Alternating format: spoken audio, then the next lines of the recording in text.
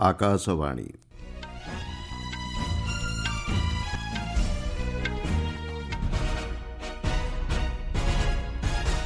संवाद पढ़ुछंती मलय रंजन मिश्र। मुख्य संवाद द्विपाक्षिक प्रसंग नहीं आज नुआदिल्ली प्रधानमंत्री सह आलोचना करेंगे फिलिपाइन्स राष्ट्रपति। नुआदिल्ली आज अनुष्ठित हेब एनडीए संसदीय दलर गुरुत्वपूर्ण बैठक। नवनिर्मित कर्तव्य भवन को आसंताकाली उद्घाटन करेंगे प्रधानमंत्री। विश्वर पंचम बृहत्तम विमान सेवा बजार भाव परिगणित होइछि भारत एवं रूस सह भारतर वाणिज्यिक संपर्क जातीय स्वार्थ एवं आर्थिक सुरक्षा आधारित कहिला वैदेशिक व्यापार मंत्रालय। फिलिपाइन्स राष्ट्रपति फर्डिनांड आर मार्कोस जूनियर आज नुआदिल्ली प्रधानमंत्री नरेंद्र मोदी सह एक उच्चस्तरीय प्रतिनिधि मंडली बैठक में जोगदेवे। श्री मार्कोस 5 दिनिया भारत गस्तर आसी गतकाली नुआदिल्ली में पहुंची।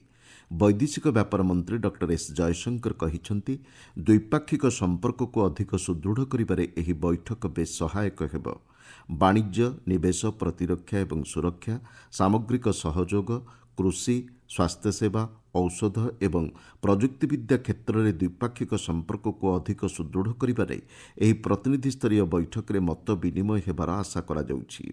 केतोटी बुझामणा पत्र मध्य स्वाक्षरित हो पारे। उभय देश मध्य अर्थनैतिक संपर्क दृढ़ रही। 2023-24 आर्थिक वर्ष में द्विपाक्षिक वाणिज्य कारोबार 3.5 बिलियन अमेरिकीय डॉलर रे पहुंचीथिला। जातीय गणतांत्रिक मेंट एनडीए संसदीय दलर एक गुरुत्वपूर्ण बैठक आज नुआदिल्ली अनुष्ठित हेब।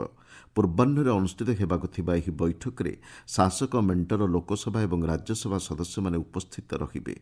बिहार स्वतंत्र भोटर तालिका संशोधन उपरे विरोधी दाबी नहीं सदन में सृष्ट अचलावस्थार मुकाबिला पई एही बैठकर आयोजन करा जाउथबा जणा पड़िछि।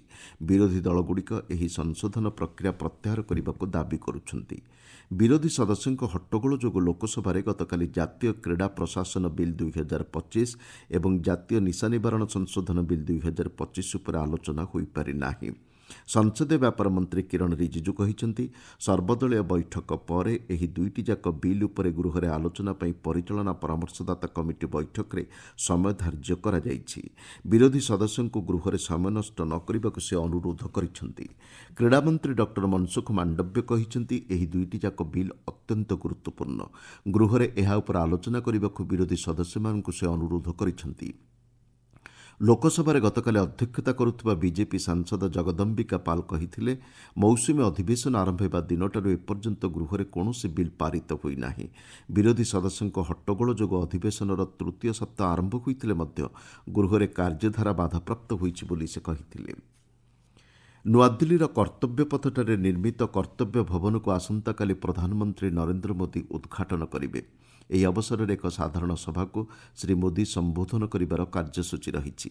କେନ୍ଦ୍ରୀୟ ପ୍ରଶାସନିକ ସେବା ପ୍ରକ୍ରିୟାକୁ ଅଧିକ ସୁଗମ କରିବା ଲକ୍ଷ୍ୟ ନେଇ ଗ୍ରହଣ କରାଯାଉଥିବା ପଦକ୍ଷେପର କର୍ତ୍ତବ୍ୟ ଭବନ ହେଉଛି ଏକ ଅଂଶ। ସାଧାରଣ କେନ୍ଦ୍ରୀୟ ସଚିବାଳୟ ଅଟ୍ଟାଳିକା ମଧ୍ୟରୁ ଏହା ପ୍ରଥମ ହେବ। ପ୍ରଧାନମନ୍ତ୍ରୀଙ୍କ କାର୍ଯ୍ୟାଳୟ ସୂତ୍ରରୁ ମିଳିଥିବା ସୂଚନା ଅନୁଯାୟୀ ଦିଲ୍ଲୀର ବିଭିନ୍ନ ମନ୍ତ୍ରଣାଳୟ ଏବଂ ବିଭାଗ ସହ ସମନ୍ୱୟ ରକ୍ଷା କରି ଦକ୍ଷତା, ନବସୃଜନ ଏବଂ ସହଯୋଗକୁ ପ୍ରୋତ୍ସାହନ ପ୍ରଦାନ କରିବା ଲକ୍ଷ୍ୟରେ କର୍ତ୍ତବ୍ୟ ଭବନ ପ୍ରସ୍ତୁତ କରାଯାଇଛି। प्राय 1.5 लाख वर्गमिटर अंचल निर्मित यह अत्याधुनिक कार्यालय 2टी बेसमेंट और 7टी महला रही। प्रधानमंत्री श्री मोदी आधुनिक दक्ष और नागरिक केन्द्रिक शासन दृष्टिकोण प्रति सरकार प्रतिबद्धतार यह एक प्रतिफलन बोली प्रधानमंत्री कार्यालय कहिछि। पहलगाम आतंकवादी आक्रमणकारी परिचय और अन्यान्य तथ्य नहीं प्रतिरक्षा मंत्रालय पक्षर कौन रिपोर्ट जारी करा जाई नाही। सामाजिक गणमाध्यम प्रसारित ए संपर्कित रिपोर्ट उपरे प्रतिक्रिया दी मंत्रालय कहिछि सशस्त्र बाहिनीर जनसंपर्क कार्यालय किंबा कौनसी मनोनीत मुखपात्र द्वारा एभली मंतव्य जारी करा जाई नाही। गुली विनिमय परवर्ती बाह्य तथ्य आधार में एभली रिपोर्ट प्रस्तुत करा जाइतिबा मंत्रालय अनुमान करिछि। आपण माने संवाद शुणुछंती आकाशवाणी। ଭାରତ ବିଶ୍ୱର ପଞ୍ଚମ ବୃହତ୍ତମ ବିମାନ ସେବା ବଜାର ଭାବେ ପରିଗଣିତ ହୋଇଛି। ଆନ୍ତର୍ଜାତିକ ବିମାନ ବନ୍ଦର ପରିବହନ ସଂଘ IATA ପକ୍ଷରୁ 2024 ବର୍ଷ ପାଇଁ ବିଶ୍ୱ ବିମାନ ପରିବହନ ପରିସଂଖ୍ୟାନ ରିପୋର୍ଟରେ ଏହା ଉଲ୍ଲେଖ କରାଯାଇଛି। ଗତବର୍ଷ ବିମାନ ପରିବହନ କ୍ଷେତ୍ର ମଧ୍ୟରେ ମୁମ୍ବାଇ ଦିଲ୍ଲୀ ବିଶ୍ୱର 10ଟି ସବୁଠାରୁ ବ୍ୟସ୍ତ ବିମାନ ବନ୍ଦର ଯୋଡ଼ା ମଧ୍ୟରେ ସ୍ଥାନିତ ହୋଇଛି। ଗତବର୍ଷ ଭାରତରେ 211 ନିୟୁତ ଯାତ୍ରୀ ବିମାନ ସେବା ଉପଯୋଗ କରିଥିଲେ। 2023 ବର୍ଷ ତୁଳନାରେ ଏହା 11.1% ଅଧିକ।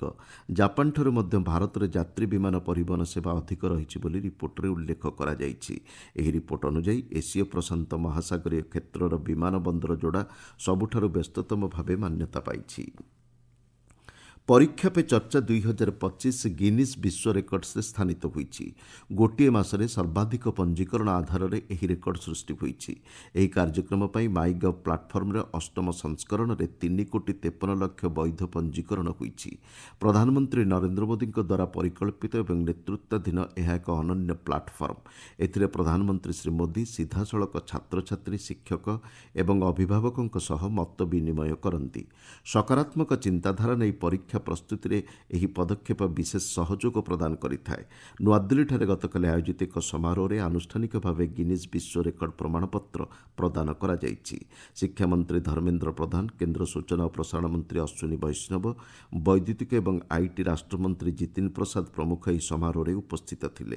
2018 ମସିହାରୁ ମାଇଗଭ୍ ପ୍ଲାଟଫର୍ମ ସହଯୋଗରେ ଶିକ୍ଷା ମନ୍ତ୍ରଣାଳୟ ଦ୍ୱାରା ପରୀକ୍ଷା ପେ ଚର୍ଚ୍ଚା କାର୍ଯ୍ୟକ୍ରମ ସଫଳତାର ସହ ଆୟୋଜିତ ହୋଇଆସୁଛି। ୟୁକ୍ରେନ୍ ସଂଘର୍ଷ ପରିପ୍ରେକ୍ଷୀରେ ରୁଷରୁ ତେଲ ଆମଦାନୀ କରିବା ଯୋଗୁଁ ଆମେରିକା ଏବଂ ୟୁରୋପୀୟ ସଂଘ ଦ୍ୱାରା ଭାରତ ଉପରେ ଗ୍ରହଣ କରାଯାଉଥିବା ପଦକ୍ଷେପ ଯୁକ୍ତିଯୁକ୍ତ ନୁହେଁ ବୋଲି ବୈଦେଶିକ ବ୍ୟାପାର ମନ୍ତ୍ରଣାଳୟ କହିଛି। ଏକ ବିବୃତ୍ତିରେ ମନ୍ତ୍ରଣାଳୟ କହିଛି, ଜାତୀୟ ସ୍ୱାର୍ଥ ଏବଂ ଆର୍ଥିକ ସୁରକ୍ଷା ଲକ୍ଷ୍ୟ ନେଇ ଭାରତ ଆବଶ୍ୟକ ପଦକ୍ଷେପ ଗ୍ରହଣ କରୁଛି। ବିଶ୍ୱ ଶକ୍ତି ବଜାର ସ୍ଥିରତାକୁ ସୁଦୃଢ଼ କରିବା ଲକ୍ଷ୍ୟ ନେଇ ଆମେରିକା ସେତେବେଳେ ଭାରତ ଦ୍ୱାରା ଏପରି ଆମଦାନୀକୁ ସକ୍ରିୟ ଭାବେ ପ୍ରୋତ୍ସାହିତ କରିଥିଲା। ଭାରତକୁ ସମାଲୋଚନା କରୁଥିବା ରାଷ୍ଟ୍ରଗୁଡ଼ିକ ଏବେ ମଧ୍ୟ ରୁଷ ସହ ବାଣିଜ୍ୟିକ ସମ୍ପର୍କରେ ରହିଛନ୍ତି ବୋଲି ମନ୍ତ୍ରଣାଳୟ କହିଛି। ଆମେରିକା ତା'ର ପରମାଣୁ ଶିଳ୍ପ ପାଇଁ ବିଭିନ୍ନ ଦ୍ରବ୍ୟ ରୁଷରୁ ଆମଦାନୀ କରୁଛି ବୋଲି ମନ୍ତ୍ରଣାଳୟ କହିଛି। ମହିଳା ଏବଂ ଶିଶୁ ବିକାଶ ମନ୍ତ୍ରଣାଳୟ ପକ୍ଷରୁ ପ୍ରଧାନମନ୍ତ୍ରୀ ମାତୃବନ୍ଦନ ଯୋଜନାରେ ସ୍ୱତନ୍ତ୍ର ପଞ୍ଜୀକରଣ କାର୍ଯ୍ୟକ୍ରମକୁ ଆସନ୍ତା 15 ତାରିଖ ପର୍ଯ୍ୟନ୍ତ ବୃଦ୍ଧି କରାଯାଇଛି। ଏହି ଯୋଜନା ଅଧୀନରେ ଅଙ୍ଗନବାଡ଼ି ଏବଂ ଆଶା ଦିଦିମାନେ ଘରକୁ ଘର ବୁଲି ଗର୍ଭବତୀ ଏବଂ ପ୍ରସବ ପରବର୍ତ୍ତୀ ମହିଳାଙ୍କର ପଞ୍ଜୀକରଣ କରାଇବା ପାଇଁ ଲକ୍ଷ୍ୟ ରଖାଯାଇଛି। ପ୍ରଧାନମନ୍ତ୍ରୀ ମାତୃବନ୍ଦନ ଯୋଜନାରେ ମହିଳାଙ୍କ ସ୍ୱାସ୍ଥ୍ୟ ରକ୍ଷା ପାଇଁ ଅର୍ଥ ସହାୟତା ପ୍ରଦାନ କରାଯିବା ଲକ୍ଷ୍ୟ, କନ୍ୟା ସନ୍ତାନ ପ୍ରତି ସକାରାତ୍ମକ ମନୋଭାବ ସୃଷ୍ଟି ଲକ୍ଷ୍ୟ ନେଇ କାର୍ଯ୍ୟକ୍ରମ ହାତକୁ ନିଆଯାଇଛି। ଏହି ଯୋଜନାରେ 4,50,000 ଯୋଗ୍ୟ ମହିଳାଙ୍କୁ ବ୍ୟାଙ୍କ ଏବଂ ପୋଷ୍ଟ ଅଫିସ୍ ଆକାଉଣ୍ଟ ମାଧ୍ୟମରେ 19,028 କୋଟି ଟଙ୍କାର ମାତୃକାଳୀନ ସହାୟତା ପ୍ରଦାନ କରାଯାଇ ସାରିଲାଣି ବୋଲି ମନ୍ତ୍ରଣାଳୟ ପକ୍ଷରୁ ସୂଚନା ଦିଆଯାଇଛି। ଭାରତରେ $200 ବିଲିୟନ ବୈଦ୍ୟୁତିକ ଯାନବାହନ ଶୀର୍ଷକ ରିପୋର୍ଟ ଗତକାଲି ନୀତି ଆୟୋଗଙ୍କ ପକ୍ଷରୁ ପ୍ରକାଶ କରାଯାଇଛି। ଭାରତ ବୈଦ୍ୟୁତିକ ମୋବିଲିଟି ଇଣ୍ଡେକ୍ସ IEMEର ଏହି ପ୍ରଥମ ସଂସ୍କରଣ ନୂଆଦିଲ୍ଲୀଠାରେ ପ୍ରକାଶ ପାଇଛି। ବୈଦ୍ୟୁତିକ ଯାନବାହନ କ୍ଷେତ୍ରରେ $200 ବିଲିୟନ ଲକ୍ଷ୍ୟ ହାସଲ କରିବାରେ ଏହି ରିପୋର୍ଟଟି ପ୍ରୋତ୍ସାହନ ପ୍ରଦାନ କରିବ ବୋଲି ଆଶା କରାଯାଉଛି। ରିପୋର୍ଟରେ ସମ୍ଭାବ୍ୟ ବୈଦ୍ୟୁତିକ ଯାନବାହନ କ୍ଷେତ୍ର ଏବଂ ଭୌଗୋଳିକ ପରିସ୍ଥିତି ଉପରେ ଧ୍ୟାନ କେନ୍ଦ୍ରୀଭୂତ ହୋଇଛି। ବୈଦ୍ୟୁତିକ ବସ୍ ଏବଂ ଟ୍ରକ୍ ପାଇଁ ଆର୍ଥିକ ସହାୟତା ବ୍ୟବସ୍ଥା ଲକ୍ଷ୍ୟ ରଖାଯାଇଥିବା ଜଣାପଡ଼ିଛି।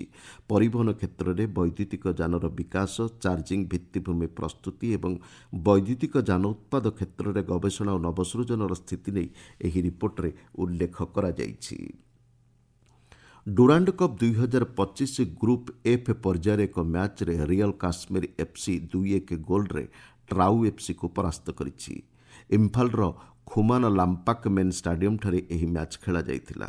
ଗ୍ରୁପ୍ F ପର୍ଯ୍ୟାୟ ତାଲିକାରେ ଇଣ୍ଡିଆନ୍ ନାଭି ଶୀର୍ଷ ସ୍ଥାନରେ ଥିବାବେଳେ ରିଅଲ କାଶ୍ମୀର FC ଦ୍ୱିତୀୟ ସ୍ଥାନରେ ରହିଛି। ଟ୍ରାଉ ଏଫ୍ସି ଏବଂ ନେରୋକା ଏଫ୍ସି ମିଳିତ ଭାବେ ତୃତୀୟ ସ୍ଥାନରେ ରହିଛନ୍ତି। ନେରୋକା ଏଫ୍ସି ଏବଂ ଇଣ୍ଡିଆନ୍ ନାଭି ମଧ୍ୟରେ ଆସନ୍ତା ଗୁରୁବାର ଦିନ ମ୍ୟାଚ୍ ଖେଳାଯିବ। ମୁଖ୍ୟ ସମ୍ବାଦଗୁଡ଼ିକ ପୁଣି ଥରେ। ଦ୍ୱିପାକ୍ଷିକ ପ୍ରସଙ୍ଗ ନେଇ ଆଜି ନୂଆଦିଲ୍ଲୀଠାରେ ପ୍ରଧାନମନ୍ତ୍ରୀଙ୍କ ସହ ଆଲୋଚନା କରିବେ ଫିଲିପାଇନ୍ସ ରାଷ୍ଟ୍ରପତି। ନୂଆଦିଲ୍ଲୀଠାରେ ଆଜି ଅନୁଷ୍ଠିତ ହେବ NDA ସଂସଦୀୟ ଦଳର ଗୁରୁତ୍ୱପୂର୍ଣ୍ଣ ବୈଠକ। ନବନିର୍ମିତ କର୍ତ୍ତବ୍ୟ ଭବନକୁ ଆସନ୍ତାକାଲି ଉଦ୍ଘାଟନ କରିବେ ପ୍ରଧାନମନ୍ତ୍ରୀ। ବିଶ୍ୱର ପଞ୍ଚମ ବୃହତ୍ତମ ବିମାନ ସେବା ବଜାର ଭାବେ ପରିଗଣିତ ହୋଇଛି ଭାରତ। ଏବଂ ରୁଷ ସହ ଭାରତର ବାଣିଜ୍ୟିକ ସମ୍ପର୍କ ଜାତୀୟ ସ୍ୱାର୍ଥ ଏବଂ ଆର୍ଥିକ ସୁରକ୍ଷା ଆଧାରିତ, କହିଲା ବୈଦେଶିକ ବ୍ୟାପାର ମନ୍ତ୍ରଣାଳୟ। ସମ୍ବାଦ ଶେଷ ହେଲା। ଅଧିକ ସମ୍ବାଦ ପାଇଁ ଆପଣମାନେ news.air.gov.in ୱେବସାଇଟ୍ ଏବଂ news.air ଆପ୍ରେ ଲଗ୍ଇନ୍ କରିପାରିବେ।